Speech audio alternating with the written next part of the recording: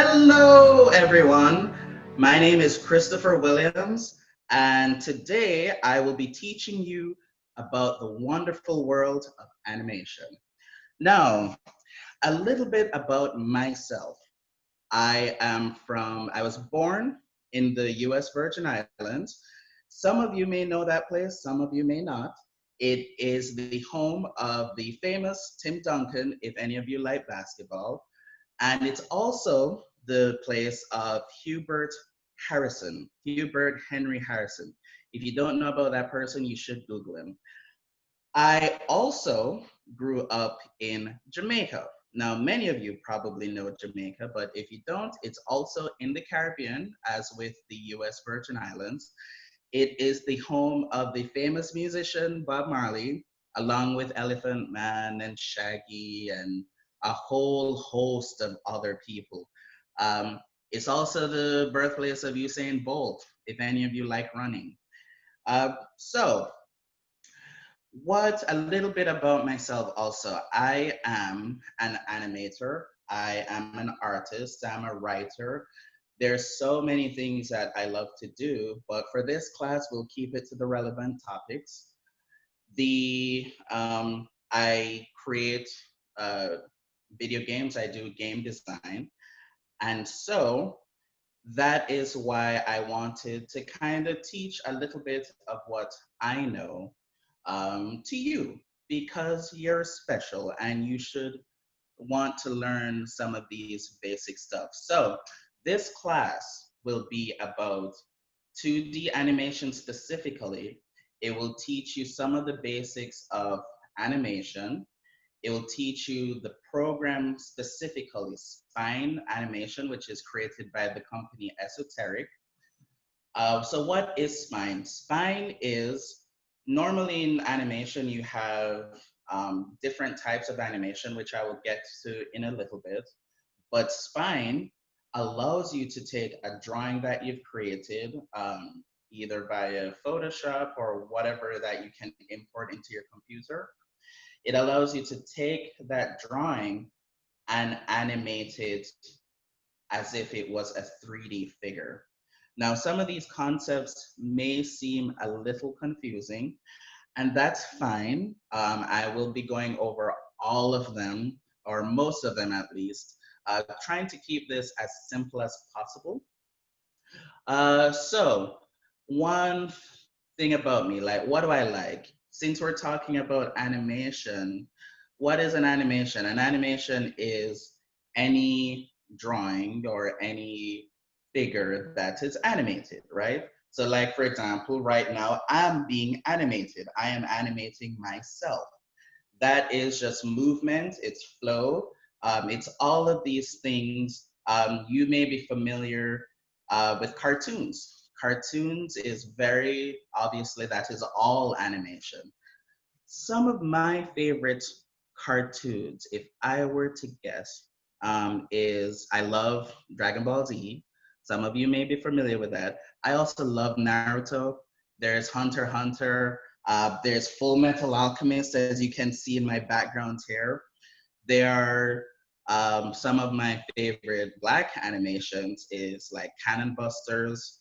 There's Craig of the Creek, which is really fun on Cartoon Network. There's the Proud Family. I remember growing up on the Proud Family. There's the Boondocks, and one of my favorite superheroes, Static Shock, and obviously Black Panther. They both have cartoons of their own. So why is animation important? And at least for me, why is it important for me to even teach this class? You're like, why should I care about any of this? Well, it is important to tell stories. I think history, if you look at it, history is created through the telling of stories. And as, for example, a Black person, a lot of our stories don't necessarily get told. And so it is important to have these venues, to have these mediums that we can use to tell our own stories, to teach either through teaching or through entertainment, or just as a method of talking about the issues that affect us. right? And that's why I believe it's important to know these kinds of things. It's important to have a venue that you can express yourself and you can voice what matters to you. And this is just one of many wonderful ways that we can do that, right? And so, this program specifically, over the next few weeks, we'll be teaching you, I'll be going over today introduction to animation, the different types of animation, why it's important, um, the different techniques that exist. We then will go into art because I love drawing and I hope you love drawing too. So I'll teach you a little basics of art, especially in the program Photoshop. That is what I use, but there's also so many free art software out there that is crowdsourced, what we call crowdsourced, which is groups of people that kind of fund it, and it is freeware. So there's Gimp, that is another software that I like to use. There is Side Tool Brush, that is another free one. In case you don't have Photoshop, it is one of the most commonly used. Photoshop and Illustrator are the two most commonly used art software, but there's so many more. So in terms of this program, however, because I'll be teaching specifically spine animation, I'm teaching Photoshop and GIMP as well, because those two software are compatible with uh, with with spine animation, right? All right, so that is what you'll end up needing for today. You don't need any of that, luckily, because I will just be teaching some of the very, very basics, right? And so, as I said, what is animation, right? Animation is the using different frames and using different, you have frame by frame animation, right? Which is when you take one picture and you add another picture and another, and those sequence of pictures form motion. So most of you watch anime, right? And so, say Naruto, for example, to have one scene of Naruto walking down the road, you'll need usually about 6 frames of animation in Japan. So a lot of Japanese animation uses about 6 frames. And so what those frames are is you have a picture and you have different poses, and in each of them, there is a different pose that the character is in that allows you that when you play them in sequence, it shows the character walking, right? So that is frame by frame animation. The other type of animation that you may be familiar with is 3D animation. Now, 3D animation is very similar, where you create a model. So you create, say, think of it as if you have clay, right? Or when I was young, we used aluminum foil, and you shape that into a character. Any kind of character, you could shape their face, you can shape their body, their arms, and then you put that character in different poses. And when you put them in a different pose, it allow and play those poses in sequence, then you have that character walking, right? Now, the third type of animation, which is what I will be teaching you, is a kind of mixture of both 2D animation and 3D concepts, so 3D methods of posing. So you will take a 2D figure, a 2D drawing of a figure, and you will be attaching what are called bones.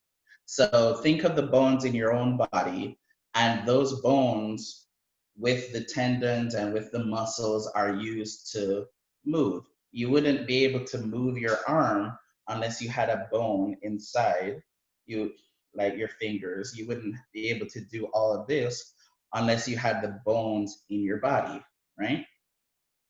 So that is what 2D animation, that's what spine allows you to do, right? You can take a 2D figure and you can attach bones to it, and that allows you to move them in a sequence. So those are the basics of animation, of why we're doing what we're doing. So I hope that you trust me to allow me to teach you some of the stuff. I will admit it may get a little strange, and it may be it'll be very different, but I hope that you trust me to teach you this stuff. All right, so let's have a little fun, right? The most important thing in animation and in creativity in general is that we have to loosen up our bodies, right? So loosen up, loosen up. I want you to get up on your feet and let's loosen up a little bit, okay? Oh, okay. For me, there is a song that I love to sing every time we're about to do something theatrical. And so I hope that you can just get up on your feet and sing along with me. It's going to get a little weird, but I promise you, it'll probably make a little sense in a little while. All right, so some of you may be familiar with this song or not. It's okay if you're not. You can listen to my wonderful singing voice and we can see how this goes, all right? So I hope you guys are familiar with the Oscar Mayer Wiener song. If not, you should be able to hear it on commercials, or you can YouTube it, okay? So, all right. Me. Oh, I wish I was an Oscar Mayer Wiener. That is what I truly like to be. For if I were an Oscar Mayer Wiener, everyone would be in love with me. Thank you, thank you, thank you, thank you. Let's try it one more time. I know all the parents are like, what did we just witness? All right, now let's pretend, right, that, let's see. Let's do it like Goofy. Everyone should know Goofy from Disney, right? All right. So, 1, 2, 3. Oh, I wish I were an Oscar Mayer Wiener. That is what I truly like to be. Or if I were an Oscar Mayer Wiener, everyone would be in love with me. All right, so I hope that kind of got you loosened up a little bit. I hope that shook off all of the nervousness that you may be experiencing. Because why did I let you do that? Yeah, okay, you may sit down, by the way. It is very important in animation and in creativity and in writing to not be afraid to be a little weird, right? Sometimes you get very caught up in the, oh, I want this to be perfect, or I need this to go just right. But it's important to understand that it's okay. The most important thing is to allow yourself to be a little weird. It lets those creative juices flow through you. It allows you to think outside the box. It's okay to be a little weird, okay? And so with that, I will be teaching you the first lesson in the fundamentals in animation. There are approximately 12 in all, and so I will probably be teaching you, say, let's go with the first 5 for now, okay? All right, so in animation, the first lesson that we have is called squash and stretch. So squash and stretch, right? And so what is stretch? What is squashing and stretching? I have this ball here, right? And if I take this ball and I drop it, you'll notice that it bounces. And when in physics, if you bounce, it will compress. And then that energy allows it to jump up as well. So that is why it bounces. So 1, 2, boom, right? That is an important concept in animation because if you want something to look realistic, you have to consider the physics that is within the object that you're trying to convey. So we have this, for example. This is a hacky sack. And as you can see, it's much softer. It's not quite like the ball. And if you drop it with the ball, right, it doesn't bounce at all.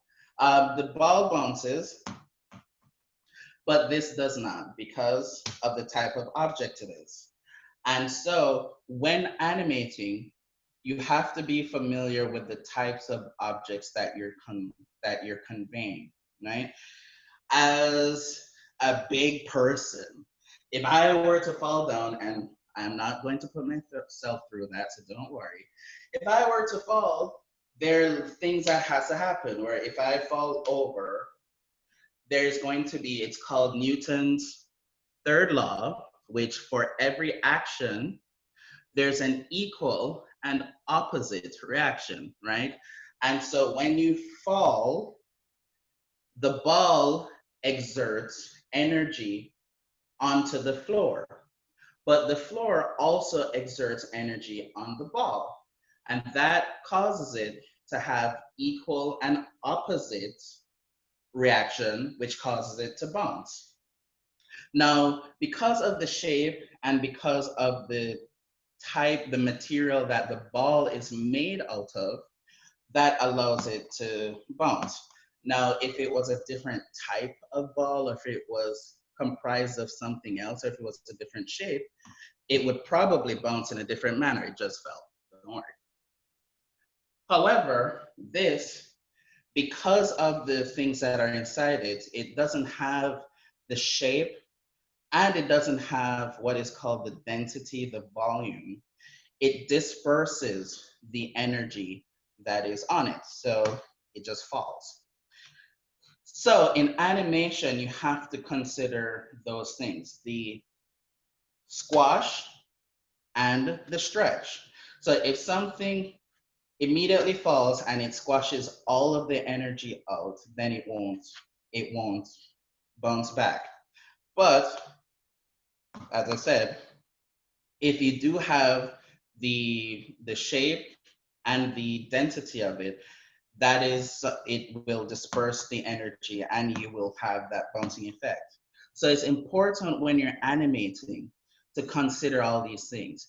I know some of you didn't even think that physics would be something you'd be learning in animation, but that is, if you want to convey something realistic, that is what you have to consider.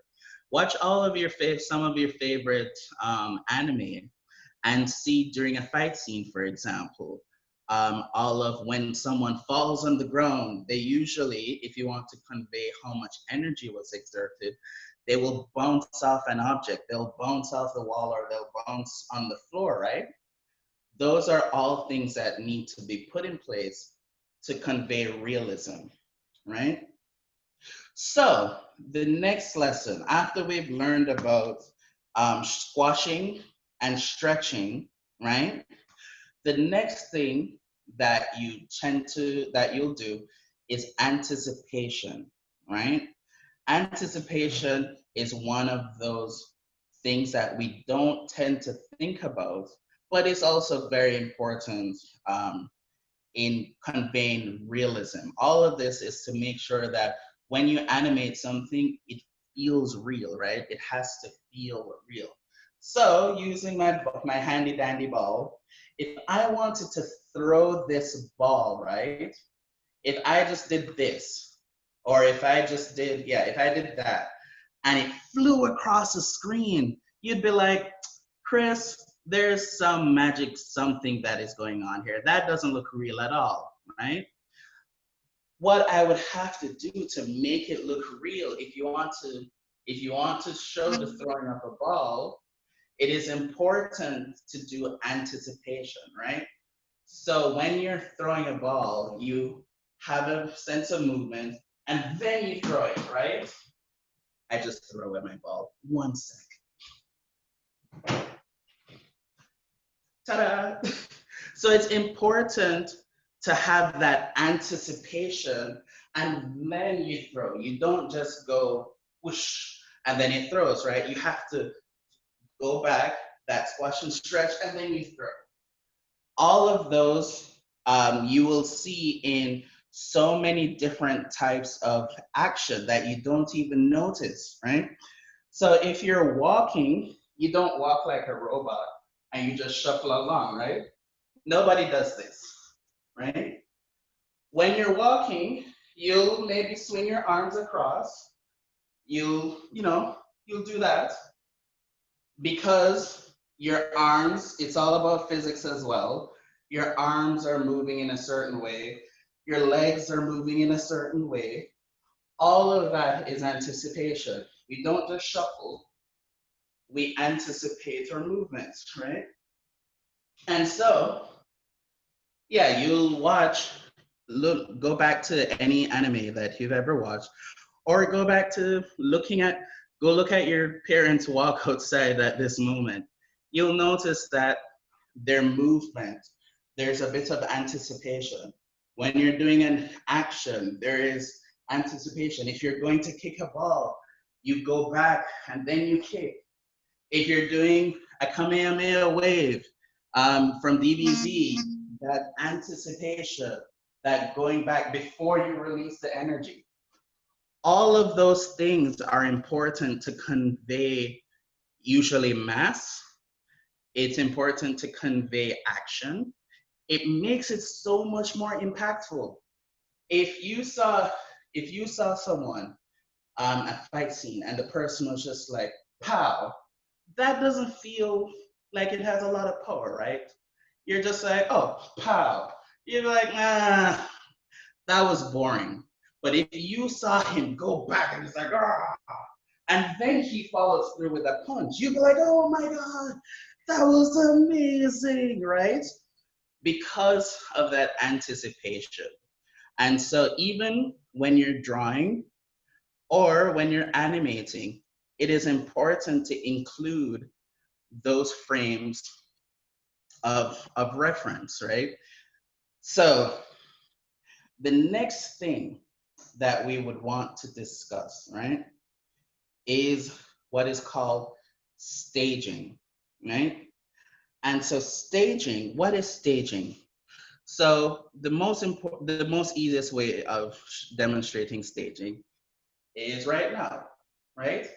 I am talking to you, but I've made sure to have this background here that allows me to be able to express myself in as best a way possible. Can you imagine if I kept talking to you like this and you'd be like, I can't, I don't, where is he? Like, what? I can't see his face. What is he doing? I'm doing all these things. I'm moving my hand around. Making all these funny faces, but you can't see any of those funny faces. You can't see the ball that I'm throwing about. I'm juggling this ball so skillfully, and none of you can see that because the framing is terrible and the staging is terrible. So you want to make sure, if you want to see everything that is happening, that you do the proper staging, right? And that has to do with the proportion. If you want to do close-ups, it's fine. If you want to be right in your face, that is also fine. But it's important If you want to show the important things like me, my handsome face smiling, hello there, you have to have the proper framing.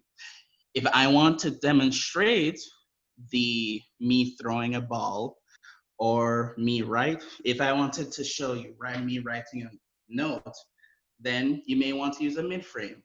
If you want to see what I'm writing, it's also important to do that.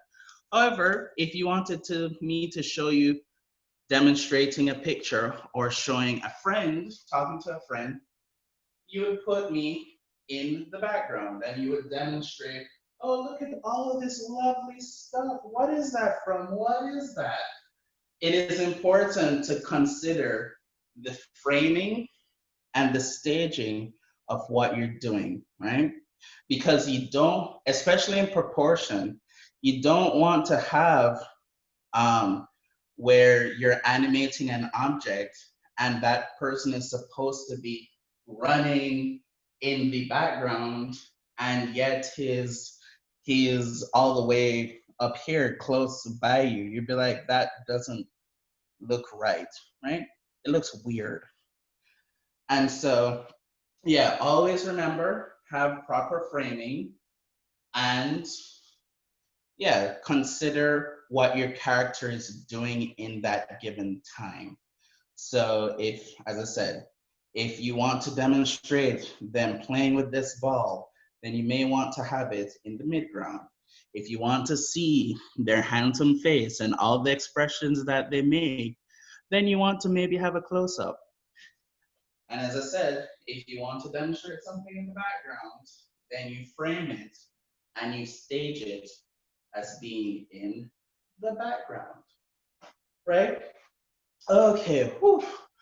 Oh, that was a lot, right? But all of these things are important for animation to when we start getting into spine, it's something that you will see all come together when we're teaching it. All right, so I hope you guys have been taking notes, or you can actually just rewind this because it's being taped, so who knows.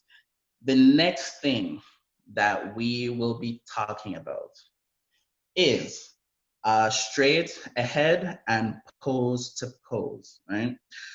This is something that is more familiar. Most people who do frame by frame animation will be more familiar with.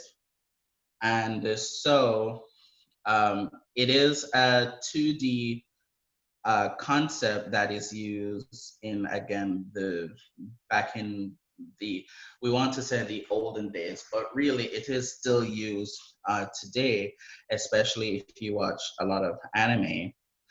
However, straight ahead pose to pose is when you animate the first pose of a character and then you animate the next major pose of that character. So if you want to show someone walking, that's me walking right here, right? You'll show maybe the first major pose, right? So this will be my first major pose. And then you'll want to maybe show the mid pose, which has me over here. And then you'll show the end pose, which is me right here, like, oh, I have successfully walked. So you have the first frame, the first major pose, the middle pose, and then the end pose, right? All of that is so that it's called like key framing. So you'll have the most important frame that you want to convey, and then the next most important pose that you want to convey, and then the end pose. So why do we do it this way? They'd be like, why can't I just draw? Why can't I just draw from this to this to this to this to this to this, right? Why can't I just do it in sequence? You could do it that way, and then you may notice that if your character was this tall, when you first started, by the time you got to the end, you accidentally drew him this tall. And you're like, uh-oh, what happened? So you'll see him walking and he's slowly getting shorter and shorter as you go along. So it's important to draw. You don't want that to happen, trust me. It is important to draw the first, the middle, and then the end. So it helps you with consistency. So if you draw it here, then you draw him here, and then you draw it here, you'll realize, oh, okay, they're the same height, they're the same proportions and all of that, right? That is important for staging. So pose to pose, it is important, again, you want to draw the first pose, right? The middle pose, and then the end pose, right? Boom.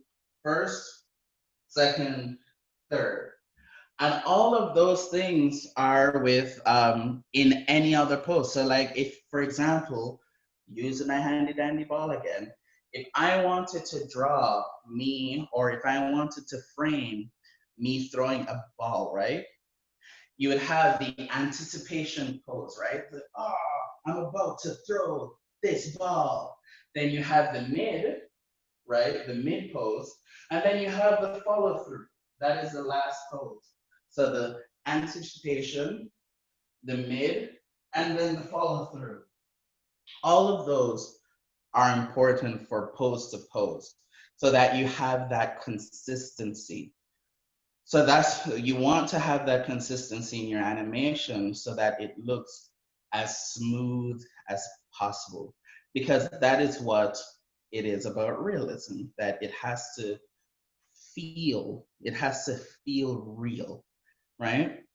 That is why we love animation. That is why we love anime so much, because they are able to take what feels real and then they're able to just plug it up a little bit, bump it up so that the action feels impactful, right? So pose to pose, you want to make sure that you have your key frames, and your key frames are those frames that you animate in sequence to make sure that it looks as consistent as possible. So I mentioned follow through, right? And you're like, oh yeah, what is follow through? Well, as it suggests, because of physics, again, every action has an equal and opposite reaction. Follow through is what happens at the end, right? So again, if I wanted to punch someone and you're like, oh yeah, punch that guy. If I had my anticipation, you'd be like, oh, he's about to punch that guy.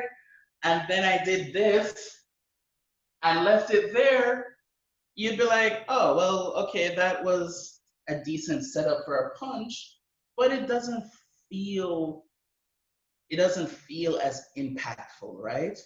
But if I did this, where I had my follow-up, my anticipation, I had my punch, and then I followed through with it, you'd be like, oh, that was crazy, look at it punch. That is what anticipation is. That is what follow through is. It's that what happens after, right? And so like if you drop the ball, that anticipation of and that staging of the ball falling, and then the action that happens of it bouncing back. If you're walking, right? Again, you don't walk with a shuffle. You have that anticipation, you have that middle, and you have that follow through, right? It's important to have follow through because anything that has weight to it, right? Again, this is Newton's laws of physics, where if you sit, okay, let's use this analysis, right? If you were running, you're running at the top speed, right? If you wanted to stop, you couldn't just stop immediately. It takes a little time for you to slow down and eventually stop. If you were running and you slid, right? You don't immediately just stop after slide. You start sliding across, right? And then you eventually stop. That is what follow through is. It's what happens after the action. And why is it important to have something happen after the action? Because it feels real. It shows that you have mass, and mass is just anything that has weight. It shows that you have density and all of that, right? It shows that you exist in this world, basically, in the world of physics that we're in, the current laws of physics that we're following. So again, with follow through, it's important. And all of this is coming together where we have the squash, the anticipation, the staging, the pose for pose, and the follow through, where you have the anticipation, you have the mid, and then you have the follow through. It's important to have all of those and to consider all of them when you're animating, right? Okay, so another thing, because that is easy, right? Those things are pretty basic for what we have in animation. Those things are needed for the very, very basics of action that we'd like to convey, right? You have to consider, again, the weight of the, say if you're animating a character, you have to anticipate the weight of the character. If you're showing a little girl and she's skipping, right? She's going to look a lot more weightless and a lot more dainty than if you're drawing a big hulking character that is skipping. He may be able to do the actions, but it's going to look different because he has all this weight that is on top of him that is influencing the environment around him, right? And so with that, you have to consider what we call the arc, right? And what is the arc? I've been demonstrating the arc to you throughout this entire time, right? The arc, let's just show you with this ball. Boom, boom. You saw, right, that bounce and then that arc that it created and then it went away. Just one more time. All that arc is important in the portrayal of animation, right? When we have something move, things tend to move in a pattern. So if you bounce this and it went this way, and then all of a sudden went somewhere else, that wouldn't feel natural, right? And say, for example, if we drop the ball, right, it has an initial arc, then it comes back down, and that arc disperses. So it goes like this, boom, boom, boom, boom, boom, and then it rolls. All of those are important because it's showing the dispersion of energy. So if we have the boom, boom, boom, boom, boom, that is the energy that we had put on the ball of throwing it. It is as it's bouncing, dispersing that energy, and that's the arc of energy that is being dispersed. If you had the ball and you threw it and it consistently did this as it's going along and it never lost its energy, it would look weird, right? Because you're like, is someone remotely controlling that ball? What is happening here? With it, you have, with physics and with animation, you have to portray that dispersion of energy, right? And so that is just one demonstration in a ball, but also if you show someone like kicking, right?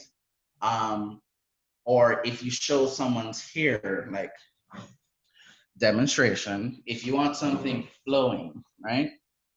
And you show the towel, see it's flapping, but it loses its energy eventually, right? So you have that initial peak, and then it loses its energy. That boom, right? In animation, it's important to show the arc of it going upwards, but also say the tip. If you look at how the tip is reacting, right? It's going up and then it's going back down, and then it loses its energy unless I keep, I keep putting in that energy, right? So with animation and the arc, it's important to show that dispersion of energy because again, we're all trying to show realism in our stuff, right? And so with that, you have the arc, right? But what else is there? We have to have timing. Animation and life is all about the timing, right? So if you showed if I threw the ball again, let's throw the ball again, and you see how it's behaving, right? You see the pattern that it's bouncing at, right? But what if I threw it and it went down slowly and then it bounced and did that, right? That wouldn't look natural. If you just slowly boom and then it did that, it wouldn't look natural because the timing is off. And so if you throw, you have to understand how the energy gets dispersed and how things like friction, which is something also in physics, where friction, what is friction? Friction is, imagine it this way. If you are wearing shoes, right? And the shoes has a very flat bottom and you're walking against ice, right? There is little friction between the shoe and the smooth surface of that ice. So what is most likely going to happen?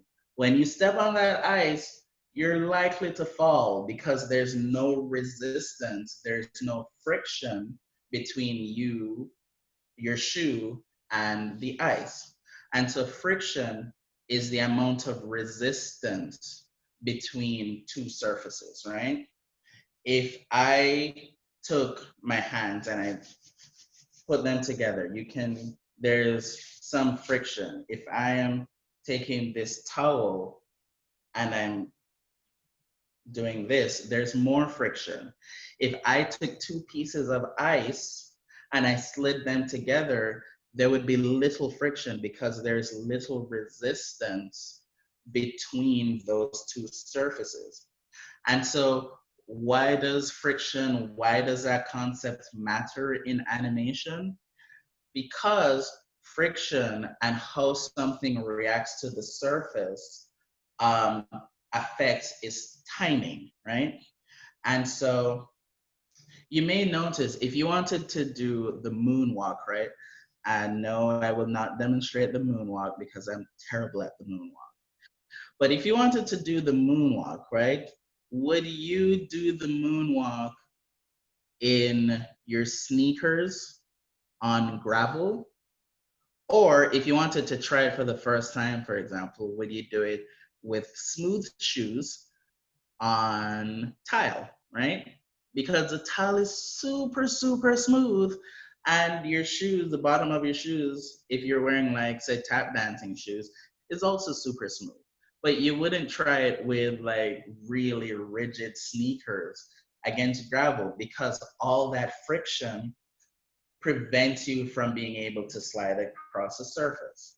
And so you have to, when you're thinking about, when you're animating, you have to think about how does my object or my character react to the surface or to the object, to the other surface that it's interacting with. And so another example is if any of you have ever played Mario Kart, you'd probably be very familiar with some of its ice stages. and how annoying those ice stages is, because as soon as you off the normal road, and you're on the ice, you start sliding all over the place. That's because there's less friction there because of the ice, and because there's, the wheel isn't able to interact with the ice as well as it does on the road, because the road is a little more bumpy. And so because it's bumpy, and because the surface is more, the wheel is also more bumpy, it allows it to grip it, and it allows it to go faster. But if there's less restriction, if there's less friction, then it's more likely to just slide along the surface, and it doesn't go as fast. So all of those, that affects your timing. It affects how you animate an object. Say, for example, um, if you were running, right, and if you wanted to show someone running, right, and they had on like a skin tight suit because they're running for the Olympics, versus someone who may be wearing a lot of baggy clothes, and a lot of, maybe they're wearing a cape, because why would they be wearing a cape? Maybe they're the king of Scotland, I don't know. But they would be running, the one you would think that is wearing the skin tight suit would be running a lot faster than the one that is wearing the cape and wearing all these loose baggy clothes, because of the friction that is caused by the air against their body. So saying all of that to say is that timing is important. And when you're in the example of the ball again, when you're conveying animation, it is important to show the timing of objects, right? If you had the sacks don't bounce very well, so I can't demonstrate with that. But yeah, timing is very important. All right, so the last, but certainly not the least topic is exaggeration. And that is probably the most difficult yet fun concept to convey in animation, right? And you're like, well, what is exaggeration? What, when you're like talking stuff and like, oh, I ate 1,000,000 pounds of tacos last night? No, that is exaggeration, yes, but that's not the exaggeration that I'm talking about. In animation, when you're exaggerating a pose, it is that extra stretch. So let me show you. So you have, when we talked about the anticipation, right? But if you wanted to exaggerate those movements, right, you'd go like, yeah, yeah, all of that is exaggeration. You may not move like that naturally in real life, but in animation, it makes everything look so awesome and more powerful, right? All of those things, those fun things that you love about animation, comes with exaggeration. And so when you're animating, it is important to include, you don't have to include it in everything, because when you overdo exaggeration, then it doesn't always look realistic, right? And so it is important to know when to do it. Usually we exaggerate during anticipation. You say if you wanted to punch and you had that anticipation pose, it may be fun to show him like this, and then he punches and follows through. But what if instead of this pose, you had, oh, and then boom, it looks so much more impactful, right? When you do it that way. Same way in Dragon Ball Z, when he does that Kamehameha, and he could have easily just done this, but he stretches and exaggerates his movement, and then he unleashes all this power. All of that is anticipation. That is exaggeration, right? Exaggeration is used to convey that those fun, those really powerful movements that we may have, that we want to convey.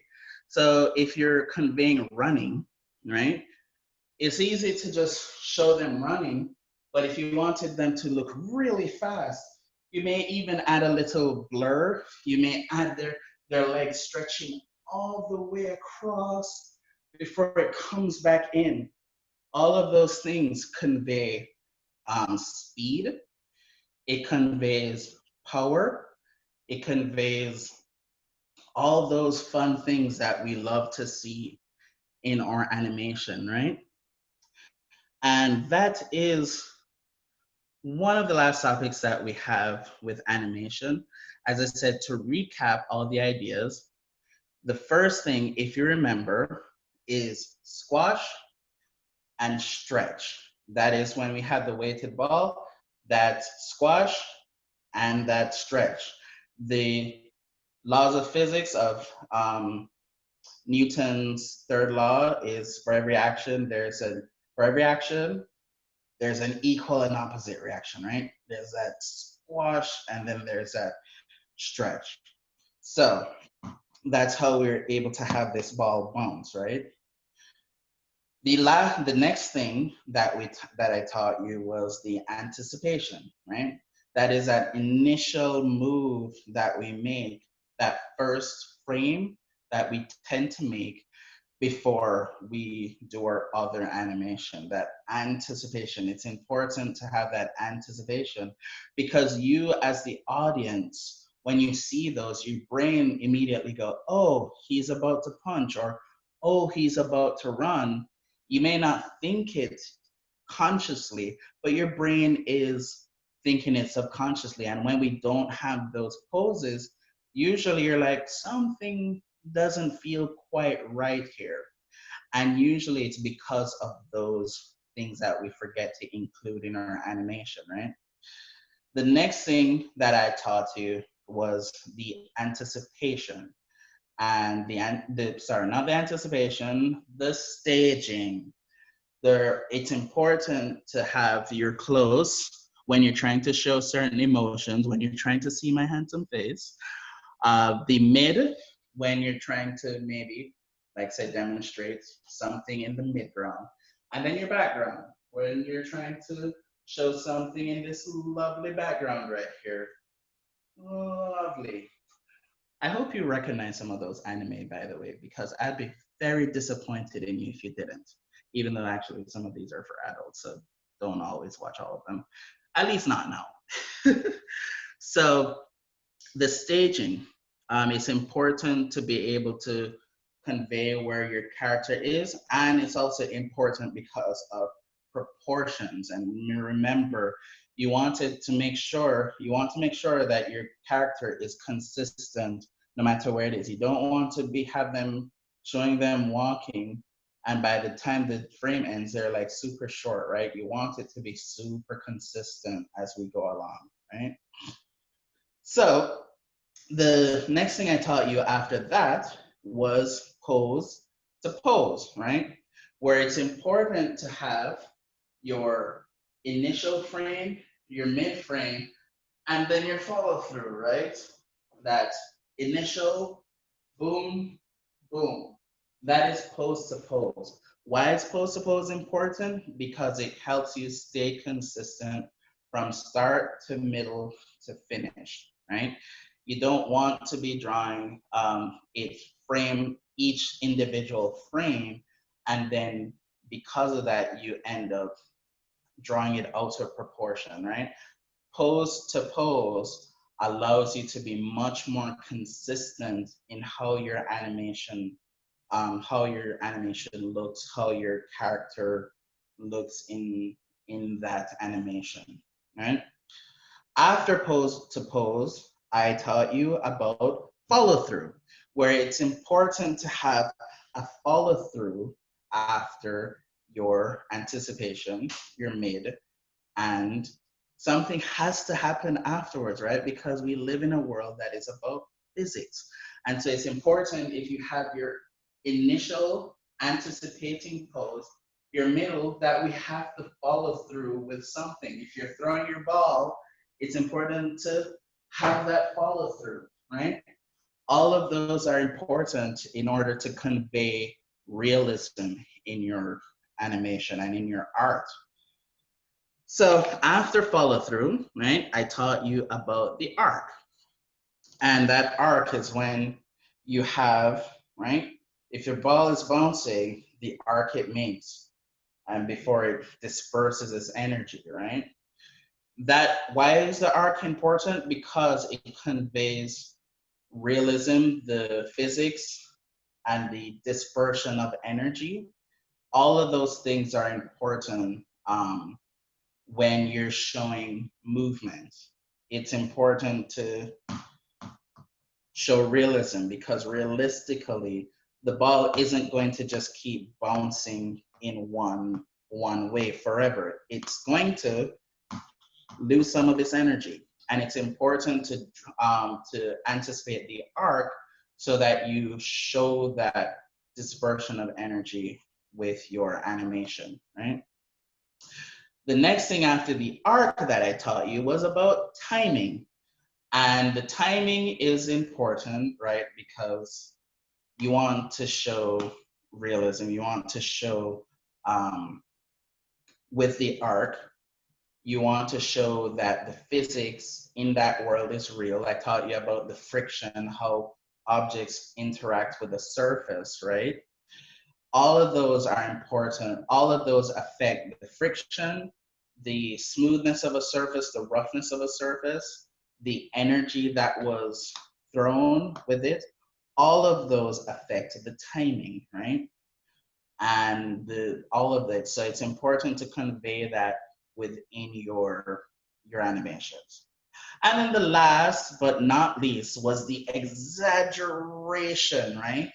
If you want to convey action, if you want to convey over the topness, or even just sometimes it just looks better when you exaggerate a pose. It's important to do that. So all of these things, when we put all of them together, right? All of them creates all of those wonderful animation that you are used to watching on your TV. Um, you will see it in next time you go watch your favorite cartoon or your favorite movie, um, or even play your favorite video game. You will see all of those techniques coming together. You may be like, well, I mean, it's just a ball, but the ball is able to demonstrate all these different laws of physics, all these different types of animation that we use, and you'll notice them in your everyday movement. That's what I want you to do next. My assignment, I suppose, if we're giving out homework, is the next time I want you to go out and watch as many cartoons as you can. Or if you can't watch cartoons, go out and play as many video games as you can, right? If your mom or dad is watching and they're like, why are you playing so many video games? You can say, Chris told me to play all these video games because it's my homework. And they'll be like, what? Why are you getting video games as a homework? And you're like, because I'm learning about animation and the wonderful things about animation. Hopefully that will work. But I want you to play these games, and I want you to watch these cartoons, and I want you to take note of all those techniques that I just taught you today. And you'll see that, oh yeah, there's the stretching and the staging that he was talking about. Oh, that's why in a fighting game they're in the middle of the frame as opposed to like super close up in your face. That is why when in a movie, when people are talking, they're usually right in front of your face so that you can see all the expressions that they're making. All of these, you'll start seeing the anticipation of the moves. You'll start seeing the follow through of moves. Even if it's something like a racing game, you'll see how the cars move along the surface, along different surfaces because of the friction. You'll see the timing. You'll see if it's a car crash, the arc of the physics that occur when you bounce against the wall.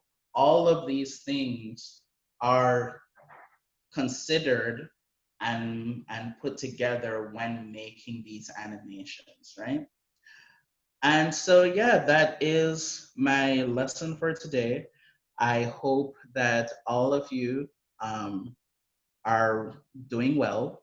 I hope that during these tough times, you are able to smile a little bit, um, because I just want to say that you're special and the things that you do are important and you matter.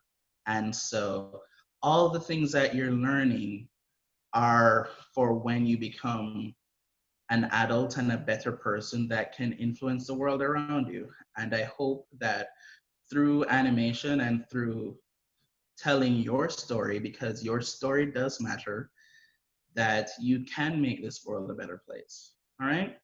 So join me next week, hopefully, when we will be discussing the basics of art and some of the software, such as Photoshop and Gimp, that we'll be using to bring these wonderful animations to life. If you guys have a character or a concept that you'd like to put together, I would love to see those stuff. So we'll have our information out soon enough. All right. So take care, guys. I hope to see your wonderful animation and your wonderful artwork someday. And remember, your voice matters. All right. Take care. Bye.